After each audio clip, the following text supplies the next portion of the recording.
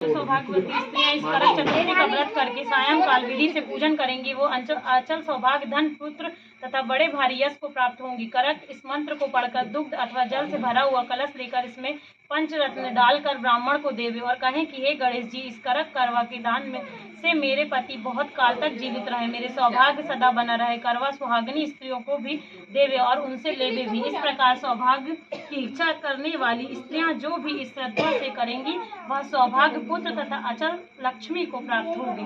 और उसमें से एक नोट उठाना। चलो तुमको जाना एक और उठा दो। मैंने ना करवा में सिक्की नहीं डाली, ध्यान नहीं डाली। खा ले कथा प्रारंभ। मग्नदाता कहने लगे कि जिस समय अर्जुन नीलगिरी पर तप के लिए चले गए तो उनके पीछे द्रौपदी खिन्न मन होकर चिंता करने लगी कि हे अर्जुन ने बड़े कठिन कर्म का प्रारंभ कर दिया है, किंतु विघ्न डालने वाले शत्रु अनेक हैं। इस प्रकार से चिंता युक्त होकर करके श्री कृष्ण जी से सब विघ्नों के नाश करने का उपाय पूछने लगी। द्रौपदी ने कहा कि हे सर्व जगत के नाथ, आप मुझे कोई ऐसा व्रत बताने की कृपा करें जिसके कारण से सभी विघ्न नाश हो जाएं। श्री कृष्ण जी ने कहा, हे महाभोग, श्री पार्वती जी ने भगवान शंकर जी से यही प्रश्न किया था। तब श्री शंकर जी ने पार्वती जी से कहा था, हे वारा रहे वही करक चतुर्थी का नाम का व्रत मैं तुमसे कहता हूँ, तुम ध्यान पूर्वक सुनो, जो सब प्रकार के विघ्नों का नाश करने वाला है। श्री पार्वती जी ने पूछा कि भगवान, वह करक चतुर्थी का व्रत किस प्रकार का है तथा उसका विधान क्या है और पहले भी इस व्रत को किसी ने किया है? तो शंकर जी बोले कि पार्वती जी, अनेक प्रकार के रत्नों से शोभायमान, चांदी और सोने के भवनों से भरे, विद्यमान पुरुषों से सुशोभित, लोगों को बस में करने वाली दिव्य स्त्रियों से शोभायमान, जहाँ पर सदैव ही वेद ध्वनि होती है, ऐसे स्वर्ग से भी मनोहर, परम रमणीक, शुक्र पदस्थ पूर्व दिल्ली शहर में एक वेद शर्मा नामक ज्ञानी ब्राह्मण रहता था, जिसकी पत्नी का नाम लीलावती था।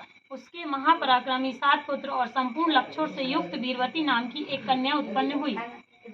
उसकी आंखें नील कमल के समान और मुख चंद्रमा के समान था। उसका विवाह के योग्य समय आ जाने पर वेद शर्मा ने वेद शास्त्रों के एक ज्ञाता विद्यमान ब्राह्मण को विवाह विधि से उसे प्रदान कर दिया।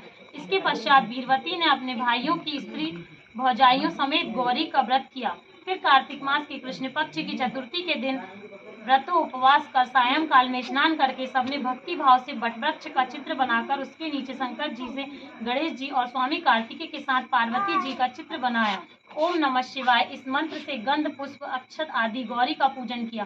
फिर शिव जी, गणेश जी तथा शरणानन का अलग अलग पूजन करती हुई पकवान, अक्षत तथा दीपक से युक्त 10 करवा और गेहूं के किसान और गुण के बने हुए पकवान तथा भी अनेक प्रकार के फलादि भोज पदार्थों का अर्पण करके अर्घ देने के लिए चंद्रोदय की प्रतीक्षा करने लगी।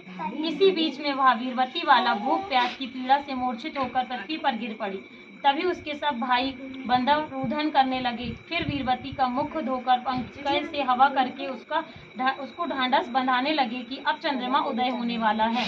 उसका एक भाई चिंता युक्त होकर एक बट वृक्ष पर चढ़ गया। बहन के प्रेम से दुखी उसका भाई ने जलती हुई लुगरी लेकर चंद्रमा के उदय होने का वाहन कर दिखाया। वीरवती ने चंद्रमा का उदय जानकर दुख का त्याग करके विधि विधान से अर्घ देकर भोजन कर लिया। इसी प्रकार व्रत के दूषित हो जाने के कारण उसका पति मर गया।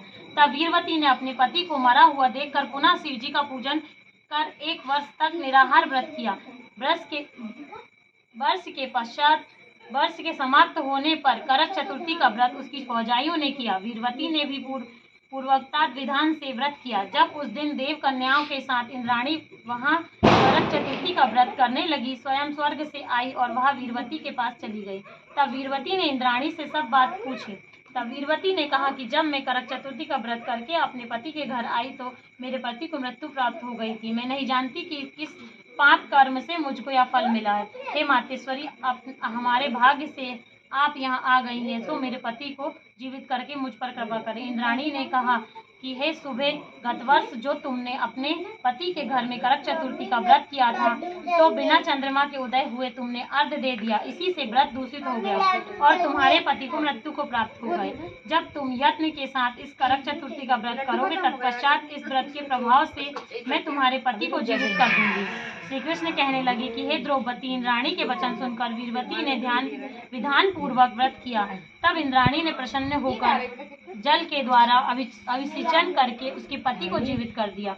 वह देवता के समान हो गए। इसके पश्चात वीरवती ने अपने पति के साथ घर आकर आनंद करने लगी। वीरवती के व्रत के प्रभाव से उसका पति धन धान्य पुत्र तथा आयु को प्राप्त हुआ। इसलिए तुम भी इस व्रत को यत्न पूर्वक करो।